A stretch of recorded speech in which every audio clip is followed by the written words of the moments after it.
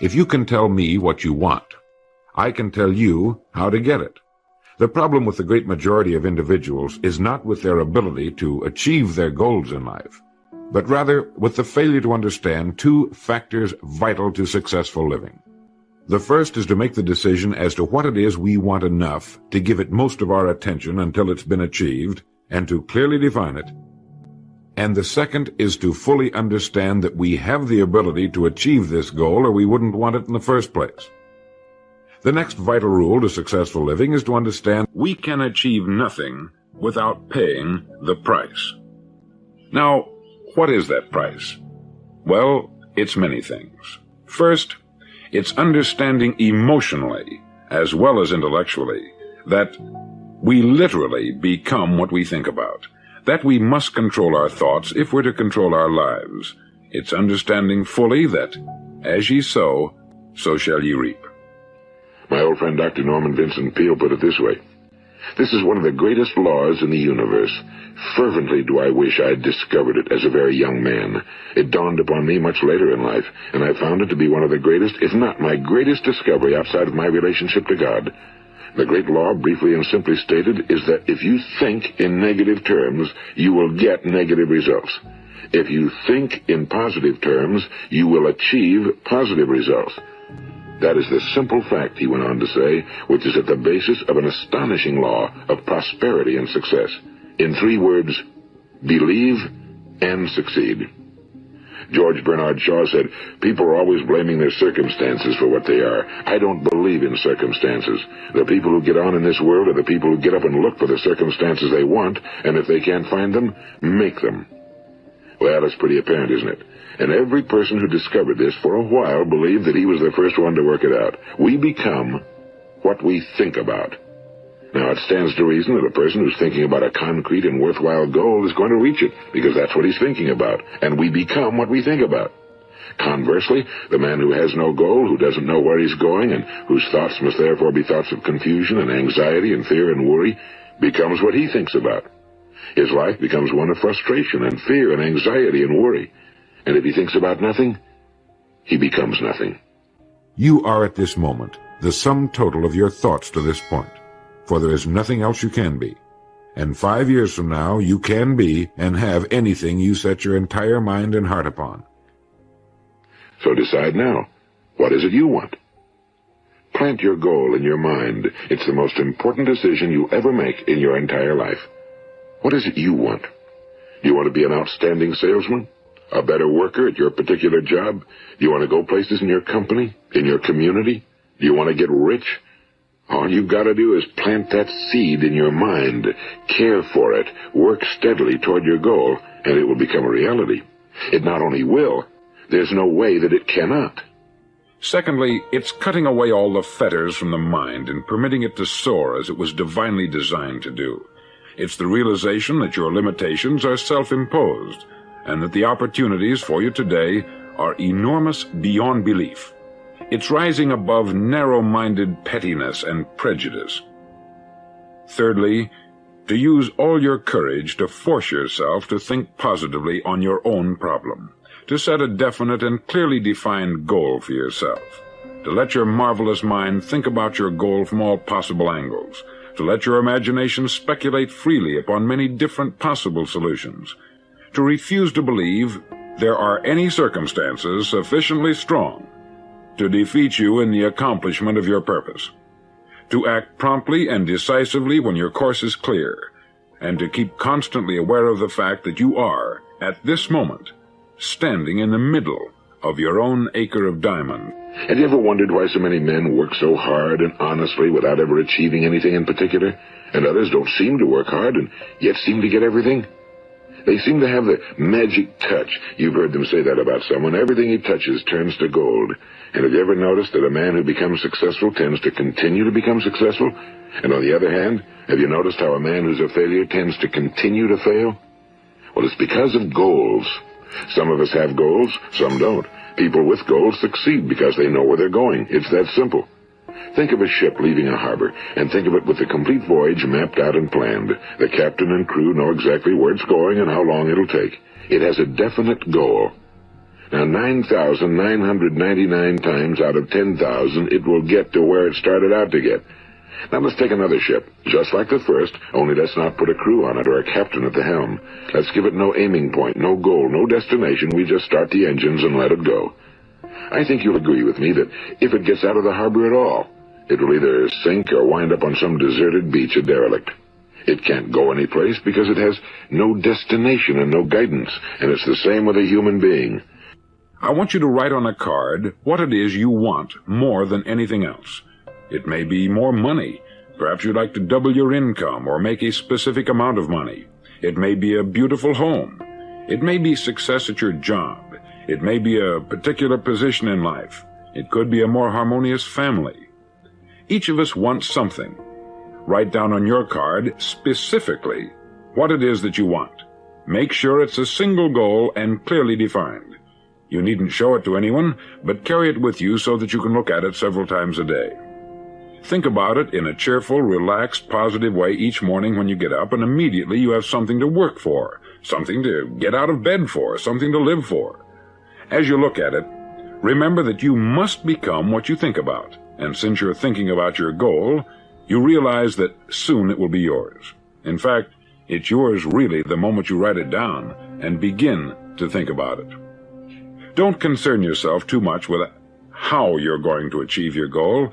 Leave that completely to a power greater than yourself. All you have to do is know where you're going. The answers will come to you of their own accord. I can't emphasize too much the importance of describing your goal in detail. If it's a beautiful new home, get the actual plans, or at least an elevation drawing of the home. If it's a certain amount of money, write down the specific amount for the coming year to the penny, and then work your plan. Whatever your goal may be, write it down in detail. Then you're like this ship. You're on course, and you'll reach more successful ports in a few years than most men do in a lifetime. Now, where most people are making a mistake is they set their goals down. They say, well, what is your goals? Write them down. So the fellow sits down, he says, I want a car, I want a house, I want some money, and this is the way they set their goals. Now, folks, if we had a whole group of seeds, let's take apple seeds. We had 50 different types of apple seeds. And we just grabbed any one of them out and said, we want apples. We throw them in the ground, they come up, and they said, gee, those are green apples. I wanted red ones. Well, that's because you just picked any type of an apple seed. You didn't describe it. So we must learn to define. Now, you've heard of the word of visualizing, that you have to learn to visualize things. And when you visualize something, this is the thing you're going to bring in your life if the visualization is strong enough. And we're always visualizing things in our life. But our tendency is to visualize negative situations. Now, the reason for visualizing negative situations is because, folks, let's not kid ourselves, we are living in a negative world. If I ask somebody, I says, by the way, Joe, how do you feel today? He says, good, fine. The next day I ask him how he feels, and he says, I feel terrible. I have had a pain in my stomach, and I have ache all over, and he goes into you'd think he was an actor. He can describe a negative situation in his body so wonderful, but when he feels good, he just says, fine. How come people, when they feel fine, they don't say, I feel great, I feel wonderful, I feel so great that I expect all the wonderful things in the world to happen to me today? In other words, have that little feeling when you talk about the good things in life. I say, how are you doing in business? The guy says, fine. And if he has a bad day, I said, how are you doing? He says, lousy. Oh, let me tell you, we're just having a terrible time. Did you read that article the other day? It took me several hours to find it, but it was on the back page down at the bottom in fine print, but I located it. People like negative things. They seem to vibrate with them for some strange reason. They don't want things that are negative in their life, but they keep insisting on talking about them. And they can paint the most beautiful picture of loss and lack. We are creators. Nothing comes to us. Everything comes from us. And everything that you have in your life is exactly what you designed. The dress you're wearing, the coat you're wearing, the neighbors you got, the friends you got, is that everything we attract is what we are. And what I am speaks so loudly, I cannot hear what you say. And what you are speaks so loudly, I cannot hear what you say. You see, everything that you have is the things that you've created. So be careful about what you create. Be careful. It's hard to visualize a thing. we have to learn to describe things. Now, I'm going to go through a description of a thing because this is very important in your lives, folks. Please listen and please try to remember what I'm saying. You can change your life that quick into everything wonderful. You can have everything wonderful happening to you if you use these basic, simple little things. Now, I'm going to describe a thing that, an automobile. I'll talk about an automobile because an automobile is easy to describe, and people can comprehend it very quickly and very easily. I'm going to talk about a Cadillac. And every time I talk about a Cadillac, folks, I'm not describing the Cadillac per se. I'm talking about a Cadillac idea. And I'm not talking about something that you say, well, I got to have money to have a Cadillac. I'm not talking about money. It is not necessary that you have money to have a Cadillac. There's many wonderful things can happen to you where these things can come to you from very unusual sources. Many wonderful things can happen to you. Too many people stop their dreams because they start thinking about the thing that is not necessary in order to have it. I say to somebody, I say, do you want a new Cadillac? The guy says, I want one, but I can't afford it. I said, it has nothing to do with affording it this minute. I just want to know what you really want. Most people are afraid to define what they want in life. They're afraid to define it. They're afraid it's going to cost them something. Now, so I says, Pete, what do you want? He says, a Cadillac. I says, fine, Pete. Now, this is where people make their mistakes. I says, I got a nice 1936 beat-up model downstairs. I'll give it to you. He says, I don't want a 36 model Cadillac. I says, you just told me you wanted a Cadillac. He says, I want a 62 Cadillac. I says, why didn't you tell me, Pete? Why didn't you tell me? This is the way people set their dreams. They just say, I want a Cadillac. Do you want an orange one or a green one? He says, I want a red one. Now he's starting to define. And you know, it's very difficult to define up here in your mind. The best thing to do is to get a piece of paper, folks, and start defining on a piece of paper. A 1962 Cadillac. A red Cadillac 1962 convertible with a white top. And when he gets all through, the perfect visualization is up here now. Because he has described it. When you write it, you start seeing it. So he gets the picture up here by writing it down here. This is how you define things that you want in this world. So he gets it all defined. When he gets that Cadillac completely defined in his mind, he's got the seed. He hasn't planted it yet. He's got it picked out. Now, the important thing is that you must release that seed. You must release it, and it must be planted. And the finest thing in the world to plant that seed is to take on this piece of paper now and just write across that thank you. That's the law of acceptance. And you would be amazed how many people in this world can't accept their good. You would be shocked. Thank you means that I have accepted it. I'm going to have it. I know it's mine. When we plant that seed in the subconscious mind, the thing starts working towards you. You'll be driving down the street, you'll be in a restaurant talking to a friend, and all of a sudden this red Cadillac convertible with a white top, and the whole thing will hit you right again, or you'll see your dream. It'll keep coming back. The reason this thing keeps coming back to you, this is the only way that the universal law has of talking to you. There's no voice. That's all in visualization. And when this dream comes up, what it really means is it is on its way to you. It is on its way to you. It's right around the corner. And so you do not, at that time, say how, when, or where. All you do is say, thank you, because you know it's on its way. You can have anything in this world you want to have, and you can be anything in this world you want to be by using this simple process. Children, our children, folks, how many times have you heard people say to their children, the child says, I'm going to be president of the United States. And the father and mother would say to him, you, with your studies, you'll never make it, Junior. Now, this is a wonderful seed to plant in this fertile little brain, the subconscious, this fertile little mind. You are telling him he can't. He isn't smart enough. The child says, I'm going to be a rich man when I grow up. I'm going to have everything in this world. He says, you're going to have to learn a lot, Junior. One thing, you don't know how to handle money. Now, anytime any children come to you or to the parents, you should tell your children this. They say, Junior, you're the type of child that can have anything in this world. You have the ability and the intelligence to go anywhere, do anything, and have everything in this world. It is yours because you're that type of a child. Start planting these seeds in our children. This country today is teaching too many children, what to think instead of how to think. And what are we? We are only children a little older than the other children. And we are growing up children. And we have to, at some time in life, we have to start deciding and pinpointing things that we want in this world. And I am not just talking about the tangible objects. I'm talking about the intangible things. What would you like to be? What type of person would you like to be? Would you like to have more love in your life?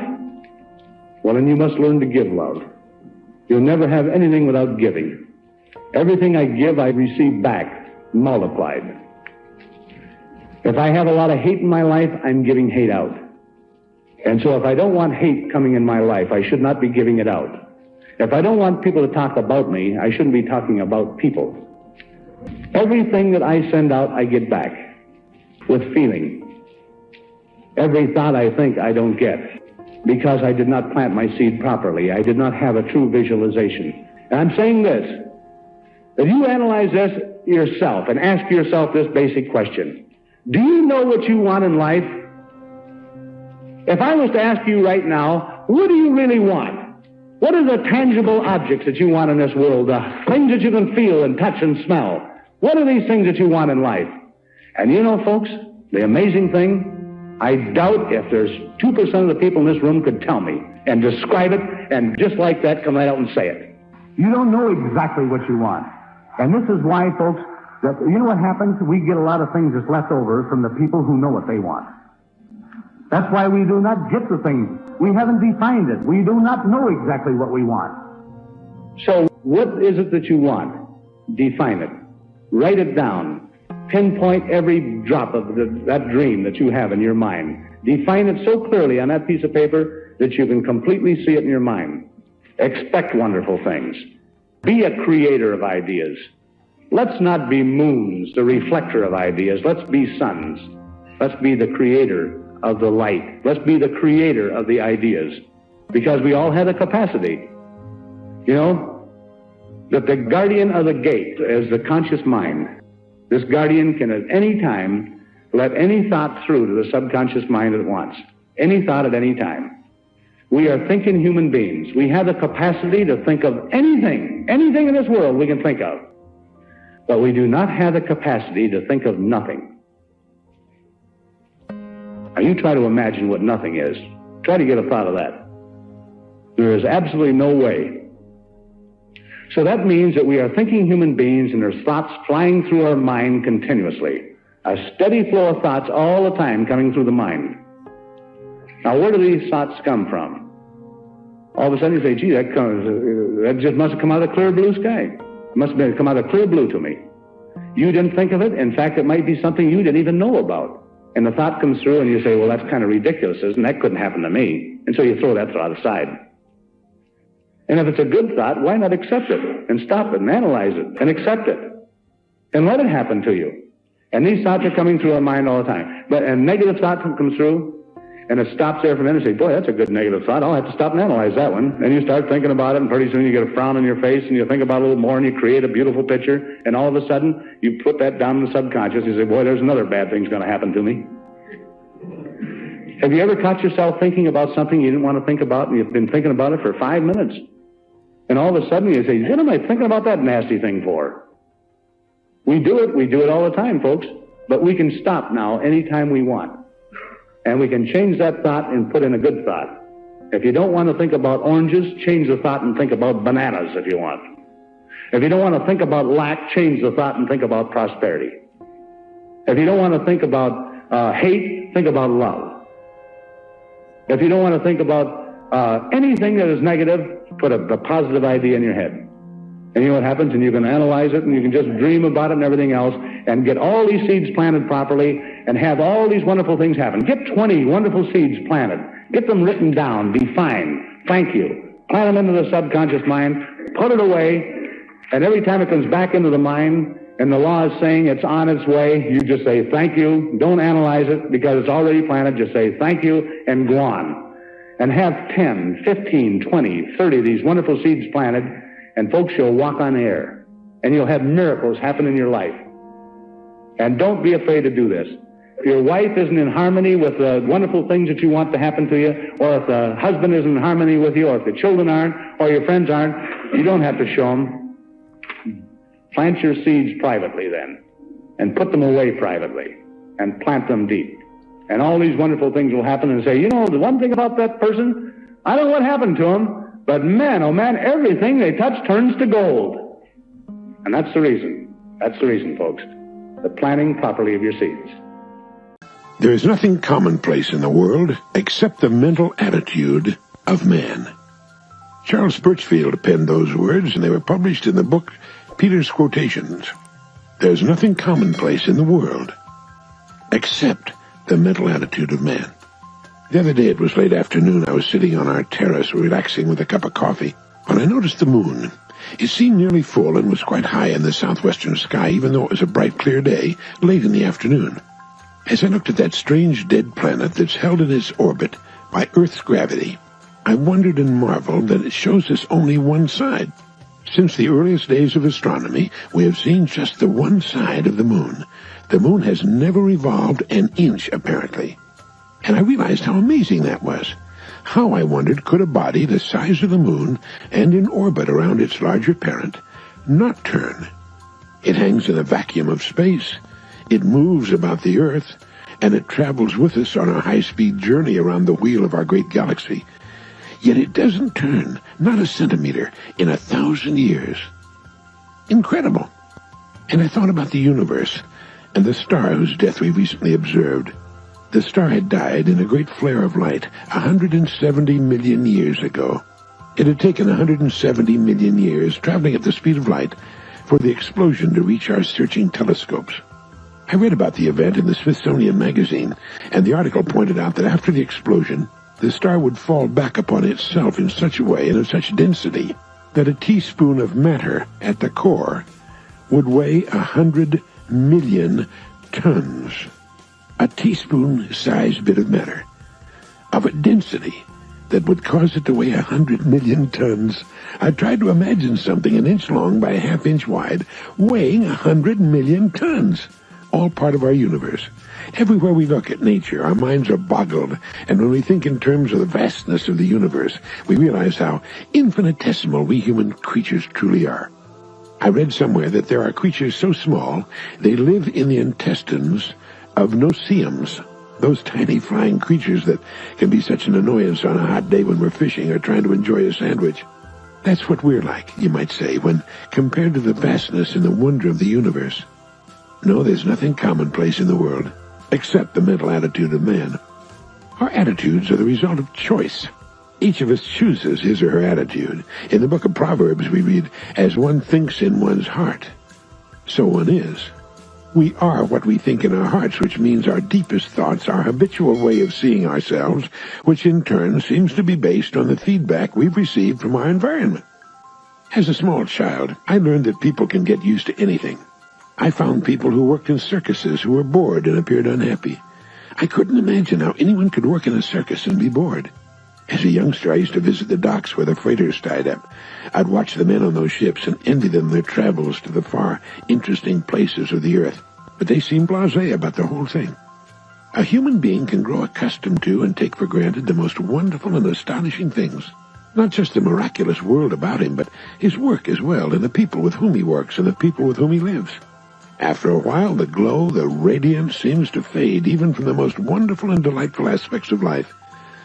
And it all settles down into a kind of vegetable soup. And that's too bad. It should never happen. We should never stop wondering why the moon doesn't rotate the way the earth does. Thank God it does. Wouldn't it be terrible to have sunshine on only half of the earth all the time, while the other half would have to live in perpetual darkness? Do you remember the excitement you knew the first day on the job, or how you felt the day you were married, or when the children were born? It's really all much too fabulous ever to take for granted or get used to. Marcus Aurelius, a brilliant, thoughtful emperor of Rome about 2,000 years ago, said, "Every man is worth just so much as the things are worth about which he busies himself." A very powerful and revealing statement, that. Every man is worth just so much as the things are worth about which he busies himself. And that's about it. And once in a while, it's good to take a look at what we're doing and what we're noticing, what catches and holds our interest. Are we conscious of the miracle that consists of our living here on this small blue planet? Do we find awe and inspiration from the mystery that surrounds us during our personal holiday on Earth? If we think about it, the sameness of our lives will vanish, the ordinary will be a thing of the past, and we'll begin to notice and enjoy life again and all that it entails. We won't take people for granted anymore, or our work, or our lives. I came across a great statement the other morning, the sort of thing that makes you sit and think for a few minutes. It goes like this: institutions, like vineyards, should be judged by the quality of their vintages. The man who said that was Crawford H. Greenwald, former president and now a director of the DuPont Company. It's worth thinking about, isn't it? Institutions, like vineyards, should be judged by the quality of their vintages. You can apply this to a commercial enterprise of any kind, or a school, a college, a university, a church, a farm, a family, or a country. I, for one, would rather be connected with a small organization turning out a really great product than with the largest organization in the world turning out products of an ordinary nature. But quality has nothing to do with size. Some of the largest institutions have the best reputations for quality. In fact, many of them grew large because of their insistence on quality. There are very few things as important to instill in ourselves and our children as the love of quality for quality's sake. We automatically look for this virtue in others and admire it when we find it. We want it in the people who build our home and in every service we receive. We want it in the education of our kids, in the kind of medical and dental attention we receive, in the food we eat, in the car we drive, in the clothes we wear, in the books and newspapers we read, and in the entertainment we seek. We enjoy watching a professional golf tournament or basketball or football or baseball game, a fine athletic event of any sort, because we enjoy watching professionals. We enjoy the quality of their performances. Quality puts value on everything or anything. And because we admire it so much in others, and look for it in those we love and with whom we associate, and look for it in all the products and services we pay for, we should most certainly demand it of ourselves in everything we do, because it's what gives us quality, too. Before we turn loose of anything to which we've set our hand and mind, we should ask ourselves, is this up to my standards of quality? And because quality of any sort is a journey more than a destination, we should also ask ourselves, how can I improve on the quality of what I do? There are no unimportant jobs. There isn't a job of any sort on which the stamp of quality won't make the person doing that job great. In raising children, cooking meals, cleaning a house, or manufacturing a child's toy or an automobile or a screw or a nail or a nuclear power plant. Quality is one commodity of which we never tire, which we always need. It's something we will never fail to admire, and it puts upon people and institutions the stamp of greatness. And it's something you can never fake. Time exposes the lack of quality like the geological strata of a canyon, and people almost instinctively know and respect quality when they find it, or turn away when they do not. I think it was Goethe who said, "Wood burns because it has the proper stuff in it, and a man becomes great because he has the proper stuff in him."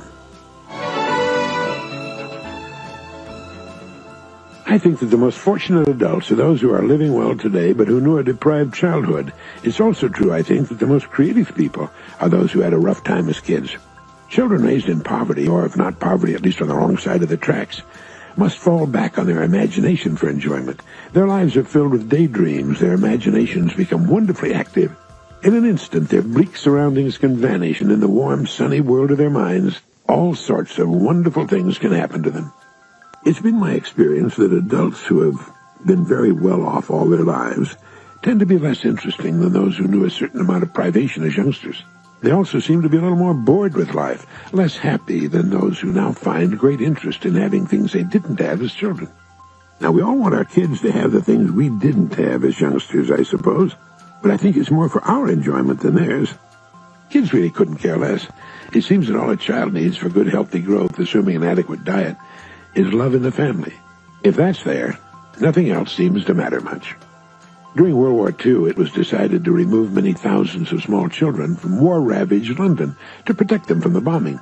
It was soon discovered that removing them from their families and homes was much worse for them than the risks of bombing. Studies of highly creative people more often than not turn up the fact that they were forced to live in their imaginations as children, and so took highly developed imaginations into adulthood. It's also true that the poor kid develops into more of a risk-taker than the rich kid.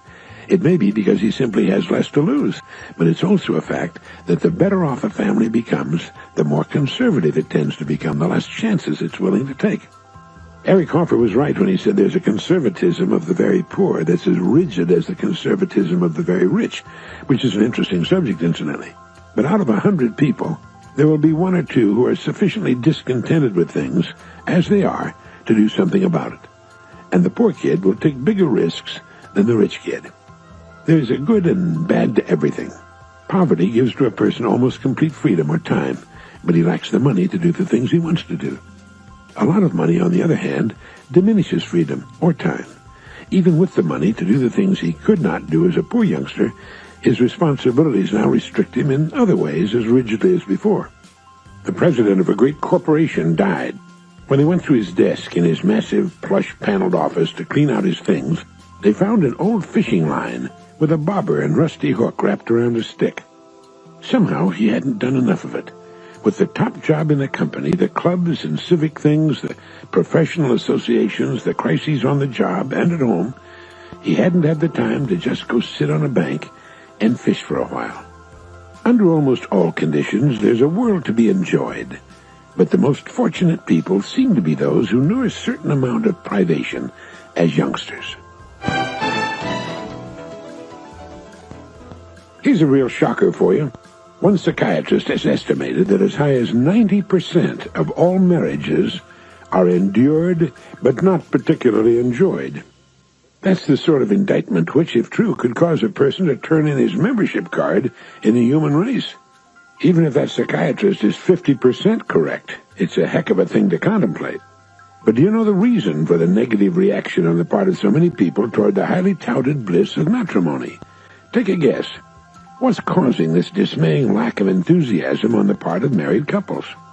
The answer is that in about 90% of marriages, the interest has gone out of them. They've been permitted to grind to a boring halt in the interest department. We have contests and conventions for salespeople and business people. Professional people have their associations and a constant inflow of new material on interesting improvements or breakthroughs. Working people have baseball or bowling teams and various other kinds of interesting get-togethers. But what of marriage? What do the average married people do to constantly inject new interest and excitement into their marriages? According to the records, they do very little or nothing about it at all. Let me tell you what one extremely successful married couple I know does to keep charm and interest in their marriage. Each of them tries to think of ways in which he or she can demonstrate to the other his or her value as a partner in marriage. Hardly a week goes by without one or the other sending a card, usually a funny card, to the other. He travels quite a bit, and he sends her cards from airports all over the country. At the beginning of the year, each of them marks off important days on the calendar, days they don't want to forget, birthdays, anniversaries, and other special occasions. These days never pass without some kind of remembrance. They especially celebrate the anniversary of the day they met, and they have parties on the children's birthdays. They plan trips for weeks in advance, which gives each of them something to look forward to. Several times each year they go to a nearby resort for a weekend and play golf together, and just generally change the setting of their marriage. From time to time, each of them gives the other a prize for being a good wife or husband. They think of little, sort of inexpensive things to do for each other. They know that unless they work at making their marriage successful and interesting, it will slowly become dull and average. They've made a career of having a happy, interesting marriage, and their marriage is as interesting now, 20 years later, as it was the first year. They believe, as I do, that life is dull only to dull people. They don't want to be dull people, and they're not. Their marriage is high in the successful 10%. How about yours? What have you done lately to let your partner know how much you appreciate him or her? If you find that, well, the interest has largely disappeared from your marriage, remember that with very little effort on your part, it can be restored. You don't have to talk about it. Just start doing something about it. Lewis Mumford, the social critic, says that the great saints of the last century were as often as not artists, like Van Gogh or the great American painter Ryder or Tolstoy. As was pointed out so well in the publication Manus, Van Gogh was late in becoming an artist. He began at the age of 27, and his enormous output, 840 paintings and 850 drawings and watercolors, were all done during the last 10 years of his life. He was always desperately poor. Only one painting was sold during his entire lifetime. He sold that one to his brother, and he had no exhibitions. Blows, disappointments, and discouragements followed him everywhere. Yet he painted furiously until the end, doing 70 paintings and more than 30 drawings in the last 70 days of his life. His name was virtually unknown when he died. Today, Van Gogh is generally considered the greatest Dutch painter after Rembrandt. In 1883 he wrote, "In my opinion, I am often very rich. Not in money, but rich because I have found my vocation. Something for which I can live with heart and soul, and which gives life inspiration and meaning." Van Gogh's work was the distillation of the life of a man who was both driven and led to do what he had to do. He said, "To be a link in the chain of artists, we pay a heavy toll in health, youth, and freedom, and we benefit not at all by it, no more than does a horse drawing a coachload of people who are out to enjoy the spring." Albert Ryder was born 6 years earlier than Van Gogh in 1847 and lived as a recluse in New York City. He cooked on an open grate on a small stove, saw only a few friends, and slept on a piece of carpet on the floor. When the famous art critic, Carl Hartman, who could have made Ryder famous overnight, called and stuck his card in the locked door and then returned later, he found a laconic note from Ryder saying, "I always spend my time looking at the sky at this season of the year." Ryder's brother, who owned a small hotel, found him half-starved in a furnished room and brought him back to the hotel to take care of him. Ryder, to his brother's irritation, fraternized with the servants, and when a waiter with whom he became friendly killed himself after losing all his money on a wild bet at the racetrack, Ryder painted the racetrack, perhaps his best-known work. Of the painter, Ryder said, "The artist must buckle himself with infinite patience. His ears must be deaf to the clamor of insistent friends who would quicken his pace. His eyes must see naught but the vision beyond. He must await the season of fruitage without haste, without worldly ambitions, without vexation of spirit. An inspiration is no more than a seed that must be planted and nourished. The canvas I began 10 years ago I shall perhaps complete today or tomorrow. It's been ripening under the sunlight of the years that come and go. It's a wise artist who knows when to cry halt in his composition, but it should be pondered over in his heart and worked out with prayer and fasting." So these people have much to teach everyone, not merely about art, but about life and work in the real world. That's what Lewis Mumford means. And when we study the lives of such people, it makes us take a new look at our work. The other day, some friends and I were talking about man's faults and his propensity for getting into trouble of one kind or another. We finally agreed that what gets most people into trouble, the agency that has caused more trouble, pain, bloodshed, and grief in the world, is man's ability to speak, to open his big mouth and put his foot into it. Too often, I think, we forget the importance of silence. Far more sales have been lost by having said too much than by having said too little. I heard a speech in New York City one time in which the speaker said, "The Bible tells us that Samson slew 1,000 Philistines with the jawbone of an ass. And every day, all over the country, 50,000 sales are killed with the same weapon." An excellent command of the English language is vital to the really successful salesperson, but he also knows when to turn it off, when to listen, when to simply sit and nod and look interested in what his prospect is saying, and to perhaps interject a word here and there calculated to keep the ball rolling. In my books of quotations, the wisdom of silence is given a lot of space. It seems that most writers, thinkers, and philosophers agreed that knowing when to keep silent is one of man's highest and most difficult achievements. In fact, of all the virtues, Zeno chose silence, for by it, he said, I hear other men's imperfections and conceal my own. F.W. Robertson said, a silent man is easily reputed wise. It's amazing but true that a person will advance farther faster by sharply limiting what he has to say than by trying to show how much he knows by talking too much. And Bulwer said, the main reason why silence is so efficacious an element of repute is, first, because of the magnification which proverbially belongs to the unknown, and secondly, because silence provokes no man's envy and wounds no man's self-love. Makes sense, doesn't it?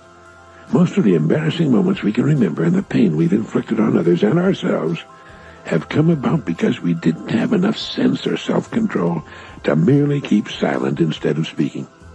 How often is silence the wisest of replies? And it's been written that well-timed silence hath more eloquence than speech. And a silent man's words are not brought into court, and a slip of the foot may soon be recovered, but that of the tongue, perhaps never. And again, he that can rule his tongue shall live without strife, and if you don't say it, you'll never have to unsay it. Refusing to be embroiled in an argument is the way to win it every time. We're noisiest when we're little children. Gradually, as we grow into maturity, our sound should lessen in both definitions of the word volume. Here's another. Nature has given us 2 ears, 2 eyes, and but 1 tongue, to the end that we should hear and see more than we speak. And another important point. Neither speak well nor ill of yourself. If well, men will not believe you. If ill, they'll believe a great deal more than you say. And talking comes by nature, silence by wisdom. Of course, I'm a fine one to be talking about the wisdom of silence. It's also been written that he who would close another man's mouth should first tie his own. So with that,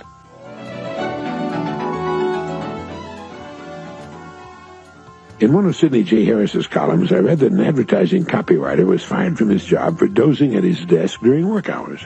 And he went on to comment that he couldn't sympathize with his plight, for if he had really been adept in the art of salesmanship, he surely could have persuaded his boss that he was not dozing, but was in a creative trance. I remember a case during World War II when a tired guardhouse sentry who had little imagination lay down for a snooze with his head against the wall of the guardhouse. When he was discovered by the watch officer, he was ready. The watch officer kicked his foot and yelled something, and the sentry immediately held up his hand and said, "Shh, I think I hear them digging out." In the column, Sid Harris went on to point out that Coleridge would fall asleep while working at his desk. On awakening, he would find that he had composed 200 or 300 lines of excellent verse. He wrote his immortal Kubla Khan in such a trance. And such varied men of genius as Descartes, Leibniz, Milton, and Rossini used to stimulate their creative juices by lying down under piles of blankets to meditate. Schopenhauer once remarked that my will is asleep when I do my most effective thinking, which is usually in a semi-trance.